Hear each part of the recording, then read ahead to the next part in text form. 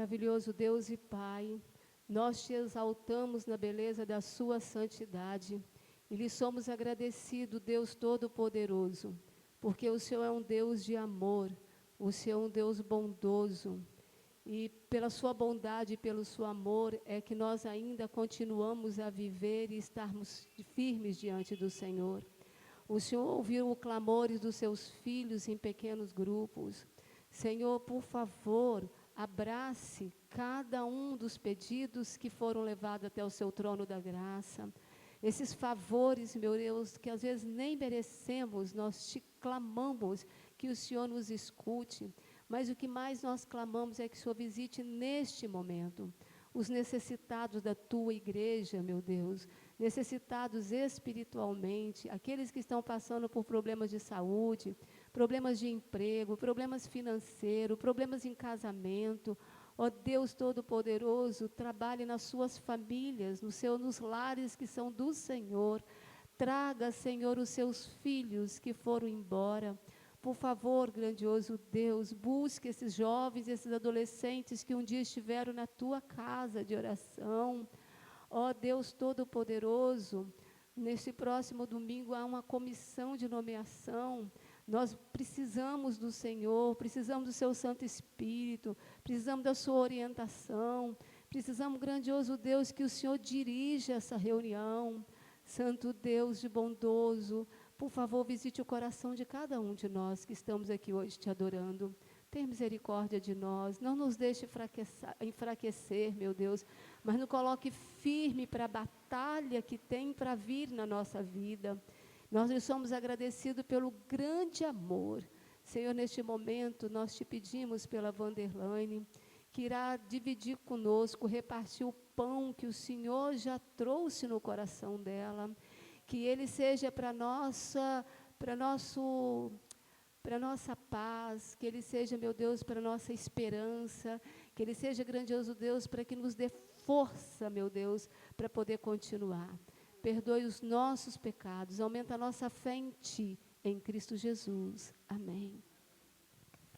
Então, nós pulamos para o capítulo 38, que vem trazendo uma mensagem aos jovens.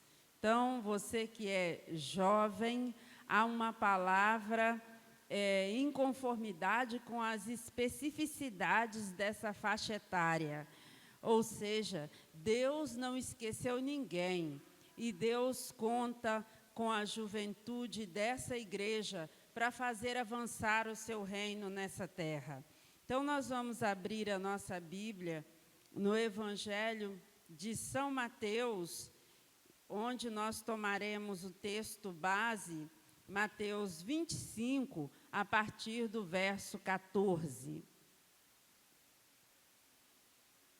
Vejam os irmãos que a parábola dos talentos, que é o que leremos agora, ela está em conexão direta com a parábola das 10 virgens, porque inicia assim: pois será como um homem que, ausentando-se do país, chamou os seus servos e lhes confiou os seus bens. Pois será como um homem que, será o quê? Vejam o início da parábola anterior. Então, o reino dos céus será semelhante a 10 virgens que, tomando as suas lâmpadas, saíram a encontrar-se com o noivo. 10 virgens são as damas de honra, que nós chamamos hoje, ou damas de companhia, que entravam, que saíam junto com a noiva. E elas eram virgens, e elas eram jovens.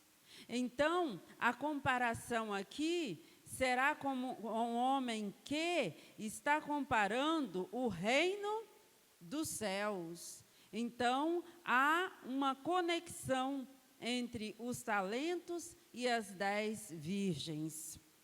Oremos ao Senhor mais uma vez, para que a sua palavra aberta possa abrir também o nosso coração e a nossa mente.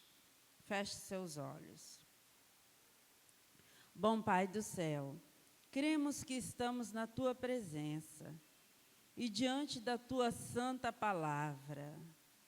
Mas, ó Deus, carecemos do Teu Santo Espírito, que de novo Ele venha, assim como inspirou os Teus servos no passado.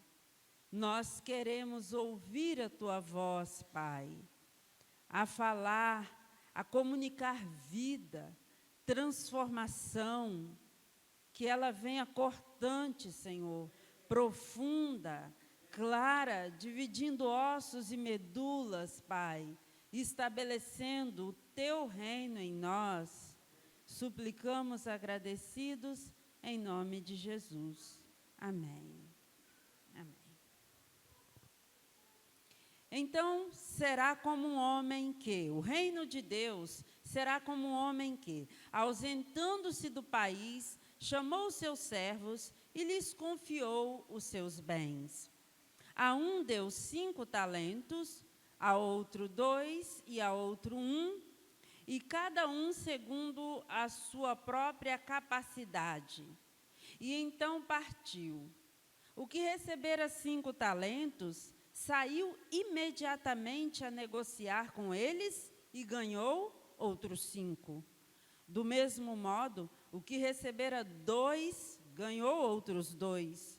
Mas o que recebera 1, saindo, abriu uma cova e escondeu o dinheiro do seu senhor. Depois de muito tempo, voltou o senhor daqueles servos e ajustou contas com eles. Então, aproximando-se o que recebera 5 talentos, entregou outros 5, dizendo: Senhor, confiaste-me 5 talentos, eis aqui outros 5 talentos que ganhei. Disse-lhe o Senhor: muito bem, servo bom e fiel. Foste fiel no pouco, sobre o muito te colocarei. Entra no gozo do teu Senhor. E aproximando-se também o que recebera 2 talentos, disse: Senhor, 2 talentos me confiaste. Aqui tens outros 2 que ganhei. Disse-lhe o Senhor: muito bem, servo bom e fiel. Foste fiel no pouco, sobre o muito te colocarei. Entra no gozo do teu Senhor. Chegando por fim, o que recebera 1 talento, disse: Senhor, sabendo que és homem severo, que ceifas onde não semeaste e ajuntas onde não espalhaste, receoso, escondi na terra o teu talento. Aqui tens o que é teu. Respondeu-lhe, porém, o Senhor: servo mau e negligente, sabias que ceifo onde não semeei e ajunto onde não espalhei? Cumpria, portanto, que entregasses o meu dinheiro aos banqueiros, e eu, ao voltar, receberia com juros o que é meu. Tirai-lhe, pois, o talento e dai-o a quem tem 10, porque a todo o que tem se lhe dará, e terá em abundância, mas ao que não tem, até o que tem lhe será tirado. E o servo inútil, lançai-o para fora nas trevas, ali haverá choro e ranger de dentes. Como compreender essa parábola, queridos? O que significa esse talento? O talento poderia ser de ouro, de prata ou de bronze. A depender do seu peso e a depender do metal de que era feita essa moeda de troca, é que se estabelecia o valor. Por exemplo, 1 talento ático romano, ele podia valer até 6.000 denários. Então, 1 denário era o valor de um dia de um diarista, de um jornaleiro, de uma pessoa que trabalhava por dia, certo? Então, o salário, esse denário podia valer até 6.000, logo, o salário equivalente a 20 anos de trabalho de um diarista. Então, 1 talento poderia valer até 6.000 denários, convertendo, Então, isso equivalia a 20 anos de trabalho de um diarista. Pergunto a vocês, um talento, então, era muito dinheiro ou era pouco dinheiro? Muito dinheiro. Muito dinheiro. Em uma outra parábola, Jesus fala de um devedor que devia 50 denários e o outro devia 500 denários. E 500 denários era impagável, mas a dívida de 50 denários também era impagável.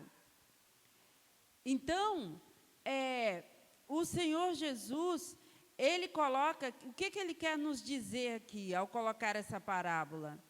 Ele quer dizer, queridos, que nós recebemos muito. Não importa se só temos um talento, não importa qual tipo de talento. E nós conhecemos os 4 T's, me ajudem a lembrar? Quais são os talentos? Dos 4 T's. Tempo, templo,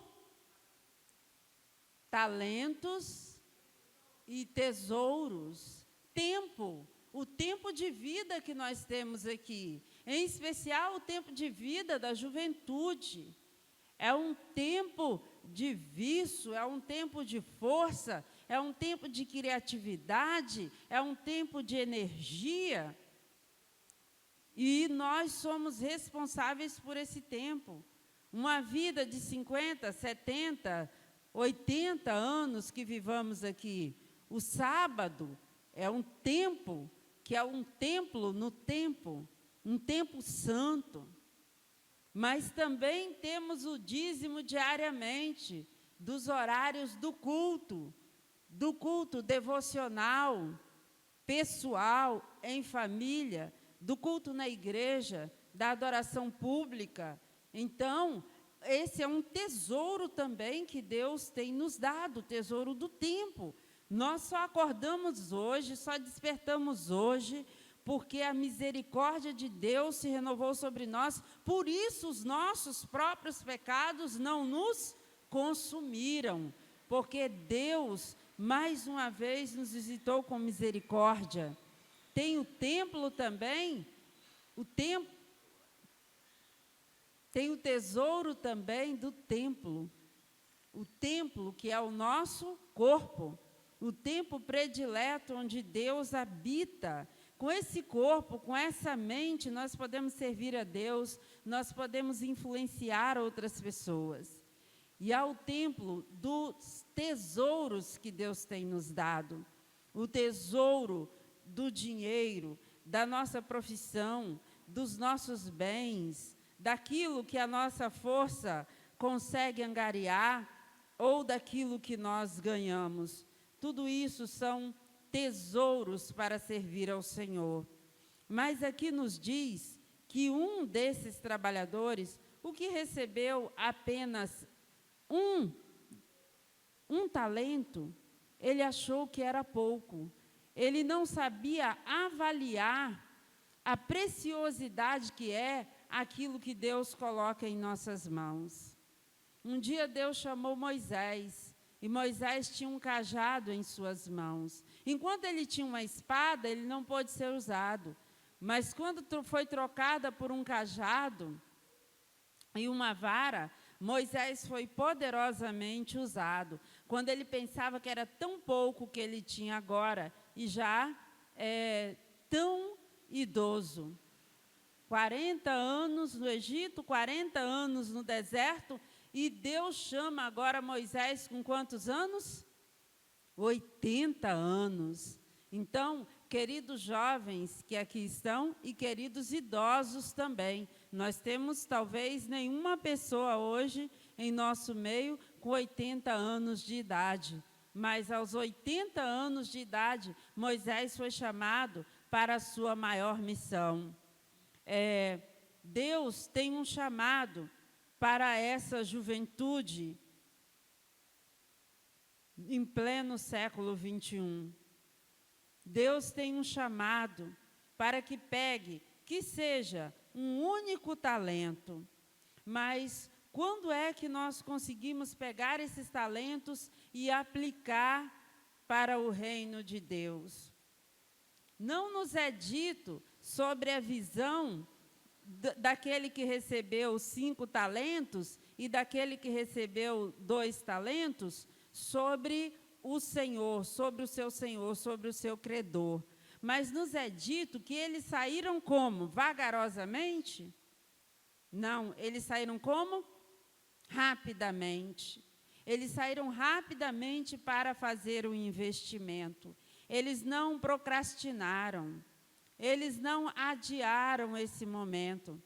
Eles se colocaram. Eles buscaram a oportunidade. A oportunidade, ela não vem até nós. Nós é que vamos até a oportunidade.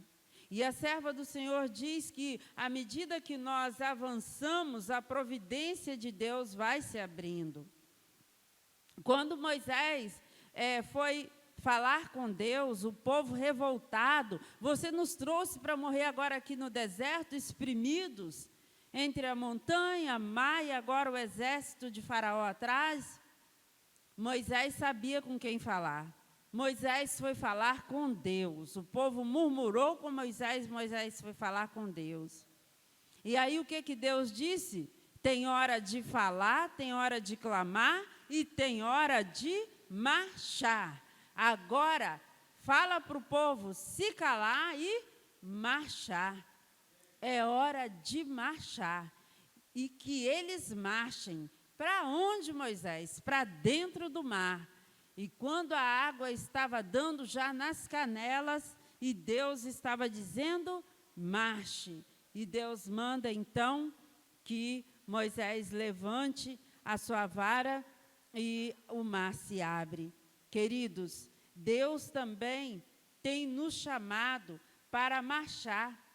Com o talento que nós temos recebido, colocá-lo inteiramente na causa de Deus, que à medida que nós tivermos necessidade, seja de dinheiro, seja de influência, o talento que Deus colocou nas nossas mãos, ele vai abrir caminho.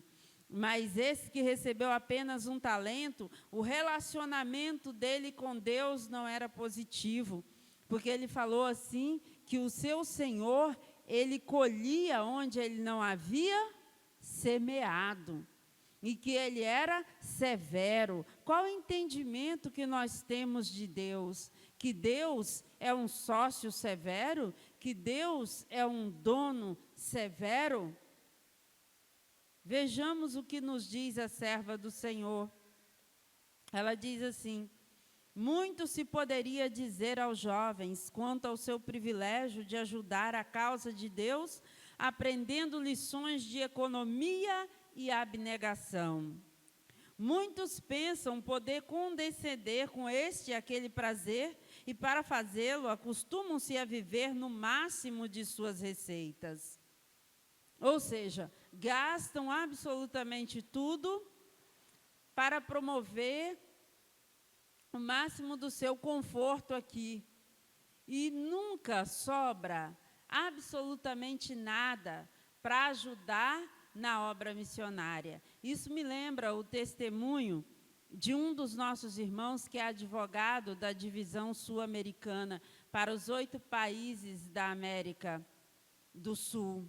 O doutor Luigi, ele era budista e ele se converteu ao cristianismo. E ele diz assim que para um budista é terrível aceitar a graça. Ele dizia, como assim? Eu não tenho que fazer nada para ser salvo, só vou aceitar o que Jesus já fez.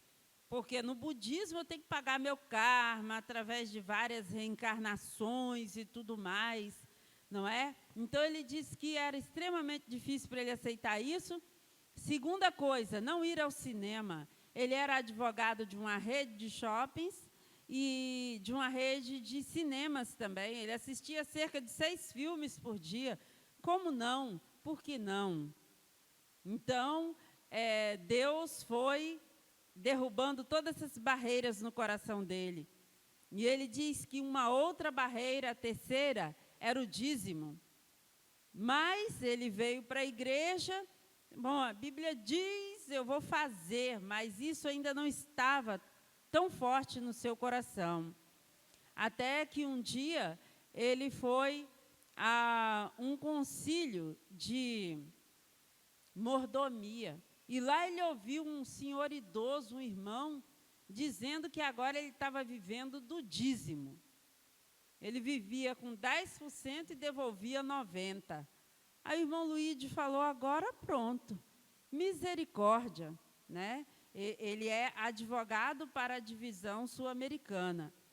E ele disse, se para mim era difícil pensar em devolver o dízimo, esse irmão devolve 90% e vive com 10%? Como é isso? Tem que descobrir esse mistério. Foi conversar com o irmão. E ouviu, ficou maravilhado e disse assim, irmão, será que algum dia eu vou conseguir fazer isso? E esse senhor idoso disse, Luíde, quando Deus te pedir para viver do dízimo, você saberá a hora certa. Algum tempo depois, quando ele estava no auge de sua carreira, já ganhando bastante dinheiro, aí por volta dos, quem sabe, seus 20 mil reais, pastor Ayrton Killer o chama para advogar para a divisão sul-americana para receber nem 2 mil reais. E ele diz assim, pastor, nem precisa pagar a minha passagem, que eu vim aqui a Brasília, né, na reunião da mesa diretiva, naquilo que eu puder orientar os advogados, mas é impossível para mim aceitar esse convite. E ele diz que quando ele saiu, ele virou as costas para sair da sala, pastor Ayrton Killer bateu a mão no ombro dele e disse assim, Luíde, chegou a hora de você viver do dízimo. E ele disse que, irmãos, automaticamente, a voz daquele senhor idoso voltou à mente dele, que havia chegado. Então, ele aceitou. Hoje, ele é advogado da divisão sul-americana para os 8 países na América do Sul, onde a igreja está. E ele diz assim, irmãos, quando a minha oferta não requer mais nenhum sacrifício, está fácil demais para eu devolver aquela oferta, eu começo a orar a Deus e falo, Senhor, está fácil demais. Senhor, eu preciso agora um sacrifício, eu quero fazer uma oferta de sacrifício. E é assim que ele busca servir ao Senhor. E Ellen White fala que as crianças e jovens devem aprender a lição da abnegação, da renúncia, em não viver no máximo de suas receitas, ou seja, não gastar tudo que ganha, mas manter a sua receita com o mínimo possível. Existe uma prática social hoje, isso entre as pessoas ricas, tá, irmãos? Chamada minimalismo. Minimalismo é o seguinte, a pessoa começa a viver com o mínimo. Por exemplo, tinha 2 carros na garagem, vende um. Tem um carro na garagem, começa a usar bicicleta, começa a usar algo que gaste menos, que polua menos. Tem pessoas que viviam em mansões, que hoje estão vivendo em espaços bem mínimos.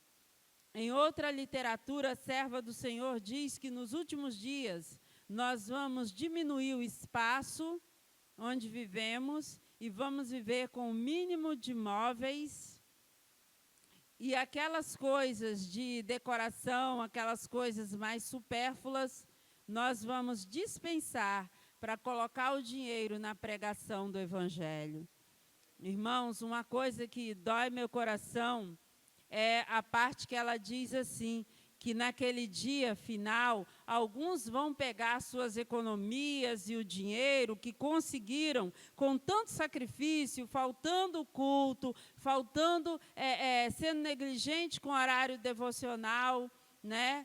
E vão colocar nas mãos dos pastores da igreja, e vão dizer, está aqui, e os pastores terão que dizer, irmãos, não há mais necessidade do seu dinheiro. Passou a cega, findou o verão. Passou a oportunidade. Que nós não tenhamos que ouvir isso. Deus deseja que procedamos da melhor maneira possível. Nós pecamos contra nós mesmos quando nos satisfazemos com o suficiente para comer, beber e vestir. Deus tem algo mais elevado do que isso diante de nós. Quando estamos desejosos de pôr de lado nossos desejos egoístas e damos às faculdades do coração e da mente o trabalho da causa de Deus, olha o que acontece, eu achei isso maravilhoso. Agentes celestiais cooperam conosco, tornando-nos uma bênção para a humanidade. Ou seja, não é suficiente eu comer, beber e vestir. Eu quero, Senhor, produzir, investir alguma coisa para o campo missionário, para ajudar o pobre, para ajudar os necessitados, para poder socorrer, para que a tua obra e o teu reino avancem nessa terra. Então, irmãos, mesmo que seja pobre, o jovem esforçado e econômico, ele pode economizar para a causa de Deus. E aqui traz um testemunho, um exemplo. Ellen White fala que aos 12 anos de idade, ela já sabia o que era economizar. Ela aprendeu com a irmã dela um trabalho manual e eles ganhavam 25 centavos de dólares por dia. E dessa quantia economizavam um pouco para dar às missões. E aí, pouco a pouco, foram economizando até ter 30 dólares.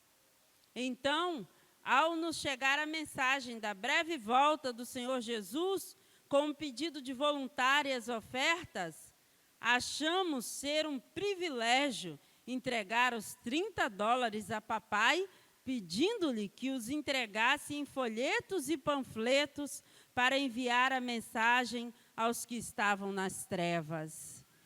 Então, elas aprenderam a renúncia, a não condescender com aquilo que pode ser dispensável. Os filhos e a juventude precisam ser educados, queridos, para negar o eu e multiplicar o talento. Então, os que não têm bom discernimento no uso do tempo e do dinheiro devem se aconselhar com aqueles que são mais experientes. Com o dinheiro que ganhávamos com o nosso trabalho, minha irmã e eu comprávamos roupas para nós. Costumávamos entregar nosso dinheiro à mamãe, dizendo: mamãe, compre de tal maneira que depois de haver gasto o dinheiro, pagando as nossas roupas, sobre ainda alguma coisa para doar para a obra missionária. Depois de dizimar, depois de ofertar, elas ainda orientavam a mamãe que desse dinheiro devia sobrar para investir na obra missionária. E ela fazia assim, encorajando-nos desse modo a manter um espírito voluntário. Doar motivado pelo espírito de abnegação é uma ajuda maravilhosa para quem, irmãos? Para o próprio doador. Porque na vida de Jesus não havia nenhum espaço para egoísmo. Na vida de Jesus havia o quê? Renúncia, abnegação. Sempre que a gente pensar, não, mas a minha abnegação está muito grande, vamos fazer um exercício? Vamos comparar com a abnegação de Jesus, não é? Que se tornou pobre por amor de nós. Eu fico envergonhada, irmãos, quando eu penso no que eu estou dando, ou devolvendo, ou fazendo para essa igreja, e o que essa igreja faz por mim. E o que Cristo Jesus fez e ainda faz por mim e por cada um de nós. Então, sempre que acharmos que estamos dando muito do nosso talento, muito do nosso tempo, muito do nosso dinheiro, muito da nossa força física, muito da nossa influência, vamos comparar com aquilo que o Senhor Jesus deu e tem dado ainda a cada dia para nós. As crianças podem, então, aprender a demonstrar amor para Jesus, negando aquelas bugigangas. Sabe aquele monte de brinquedo? Aquelas coisas pequenininhas e caras, que às vezes as crianças pedem, e aí não brinca nem por um dia, e aquilo já está perdido. Esse trabalho deve ser feito com tato, explicando às crianças. Olha, existem pessoas que não conhecem a Jesus. Existem pessoas que nunca ouviram o nome Jesus, não é? E que precisam conhecer e que precisam ser salvas. Você quer ajudar a falar de Jesus para essas crianças? Existem crianças que não têm água limpa para beber. Então, contato, ensinando. E Ellen White fala, queridos, que essas ofertinhas, elas são como riachos, as ofertas das crianças, que vão se somando e vai formar um rio. E muito será feito com essa pequenina oferta, como da viúva pobre. E que Jesus contempla com prazer, quando as crianças vêm aqui à frente, colocam suas ofertinhas dentro daquela igrejinha, fala que Jesus olha e ele sorri, ele tem prazer. Então, o que é dito aqui desses trabalhadores da parábola dos talentos? Jesus vai dizer assim, ó, entra no prazer, na alegria minha, a minha alegria te pertence. Eu vou dividir a minha própria alegria com você. Você vai sentir o que eu sinto. O que eu senti ao sair do céu, ao renegar o próprio céu, até a abnegação e renúncia do próprio céu, não é? Para vir até vocês, para poder resgatar vocês. Vocês saberão o que é isso ainda aqui na terra.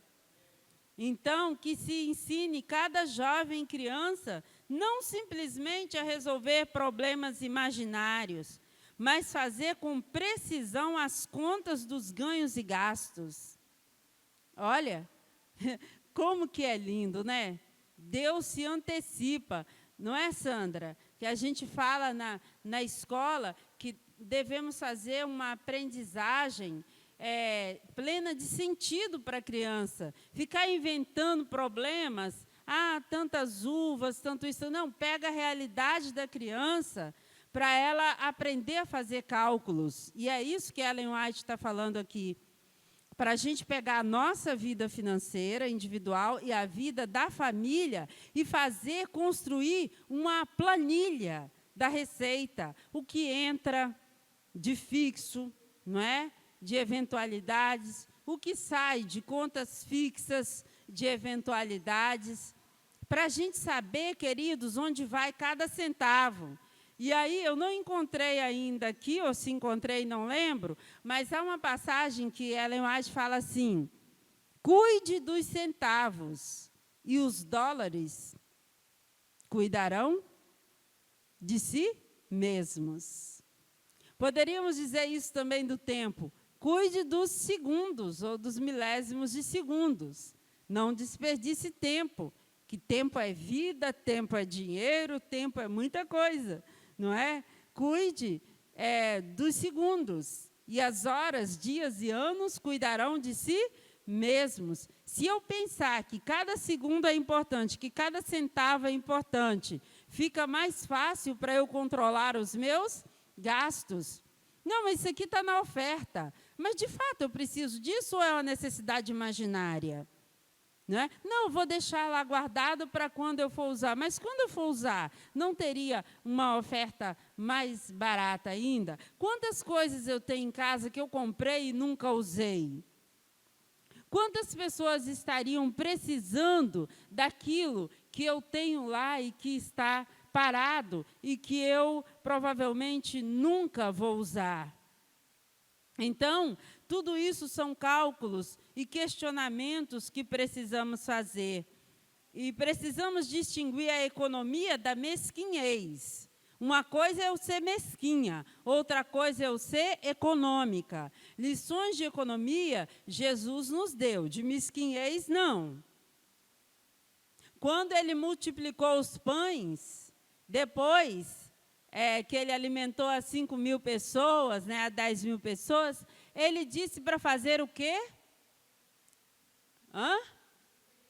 Recolher o que havia sobrado. Não é porque é bênção de Deus que nós podemos desperdiçar. Não é porque o dinheiro é bênção de Deus que eu não vou chegar e verificar qual a loja que está cobrando menos por um produto de qualidade. Então, não é porque Deus coloca em nossas mãos que podemos gastar como queremos. Devidamente orientado, incentivará hábitos de liberalidade, auxiliará o jovem a aprender a doar, não por mero impulso do momento, ao serem despertados seus sentimentos, mas a doar de forma regular e sistemática. Nosso sentimento hoje está de uma forma, amanhã de outra forma. Mas o que nós precisamos é sistematizar. Então, como Deus sistematiza? Ele estabeleceu percentual. Irmãos, percentual é a maneira mais justa de trabalhar. Porque o pobre devolve o mesmo tanto que o rico. Certo?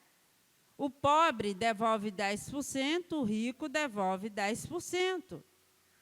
Então, Deus não estabeleceu que um vai devolver mais e outro vai devolver menos.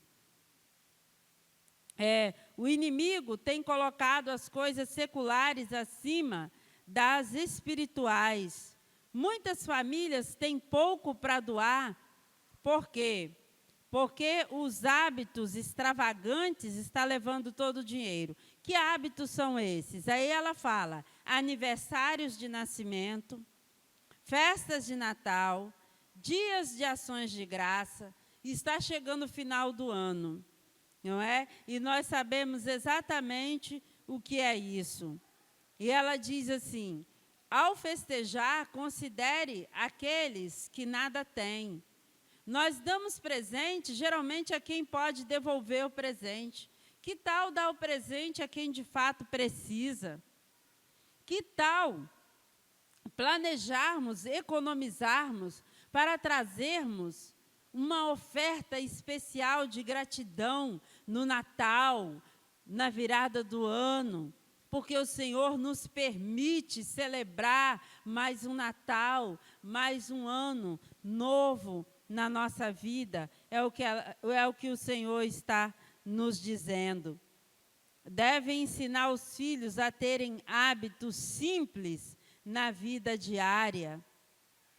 Não comprarmos coisas caras, comprarmos sim roupas que são duráveis, alimentos nutritivos, mas não ficarmos apegados à moda e evitarmos os extremos, a ostentação. Enfim, queridos, o capítulo para esse dia está nos falando que Deus tem oferecido muitas oportunidades para nós. A pergunta é, nós vamos aproveitar essas oportunidades e cultivar todos os talentos que Ele tem dado, lembrando que um talento é muito dinheiro. Lembra o que disse logo no início? Que o talento podia ser de ouro, prata ou cobre, e ele era medido e valorizado de acordo com o metal e o peso, e que um talento ático romano podia valer 6.000 denários, o equivalente a 20 anos de trabalho de um diarista. Se Deus só deu um talento a você e a mim, saiba que Ele deu muito talento, muitos talentos. Então, encerrando as nossas considerações nessa noite, nos é dito ainda: os pais não têm ensinado os filhos os preceitos da lei como Deus lhes ordenou. Esses têm sido educados em hábitos egoístas, são ensinados a considerar seus aniversários e os feriados como ocasiões em que se esperam receber presentes e seguir os hábitos e costumes do mundo. Essas ocasiões, que deveriam servir para aumentar o conhecimento de Deus e despertar o coração com gratidão por sua misericórdia e amor em lhes preservar a vida durante mais um ano, são transformadas em oportunidades para agradar a si mesmos, para a satisfação e glorificação dos filhos. Ou seja, os filhos ocupam o lugar de Deus, o lugar da missão. Eles têm sido guardados pelo poder de Deus em cada momento de sua vida. E ainda assim, os pais não ensinam os filhos a pensar nisso e a dar ações de graças por sua misericórdia para com eles. Então, queridos, hoje mais que nunca, os pequeninos e os jovens precisam ser orientados para que estas sejam ocasiões de agradecer, de nos lembrarmos do nosso Criador, do nosso Redentor. E, em vez de dedicar doações e ofertas com tanta abundância a objetos humanos, vamos render reverência, honra e gratidão a Deus.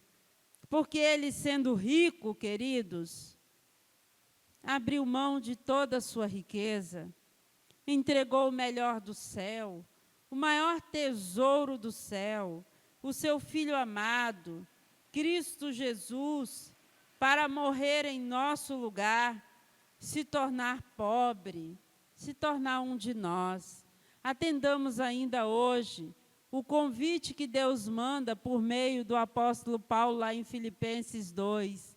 Ele diz: tende vós o mesmo sentimento que houve em Cristo Jesus, pois, sendo ele Deus, não julgou que não pudesse abrir mão da posição de Deus, mas abriu mão, renunciou à vida celestial, veio até nós, humilhou-se, tornou-se um de nós e foi até a morte, e a morte de cruz, tornou-se pobre para que você e eu nos tornássemos ricos. Que Deus nos abençoe e nos ensine a ter essa mesma abnegação, mesmo sentimento que há no coração de Cristo Jesus. Amém. Nós te louvamos, porque tudo o que há de bom e tudo que tem acontecido de bom em nossas vidas são provisões e providências do Senhor para nos socorrer. Muito obrigada, Pai, teus filhos te louvamos, bendizemos o teu nome e te agradecemos por tantas bênçãos que o Senhor tem derramado sobre nós. Senhor, temos um pedido nessa noite. Derrama sobre nós o teu Santo Espírito, de maneira, Senhor, que a nossa mente, o nosso coração e todo o nosso ser sejam afetados, para que o mesmo princípio e sentimento que havia no coração de Cristo Jesus possa impregnar também a nossa vida. E assim, Senhor, nos conduzir. Ao sairmos, Pai, para fazermos as nossas compras, que tenhamos tudo planejado com o Senhor, em oração, tudo na planilha divina, Pai. Sabemos, Senhor Deus, que estamos nos últimos momentos da história dessa terra. O Senhor poderia ter usado os anjos, mas a tua serva diz que nós não seríamos felizes se não fôssemos usados. Então, o Senhor está nos dando a oportunidade. Senhor, não permita que o inimigo, que o nosso egoísmo roube de nós a nossa participação nessa obra santa, Pai. Toma, Senhor, o nosso coração, toma todo o nosso ser, toma todos os nossos talentos no teu altar, bom Deus. Pedimos que o Senhor os faça prosperar para avançar o teu reino nessa terra, porque nós te suplicamos e agradecemos, no nome santo do nosso Salvador Jesus. Amém.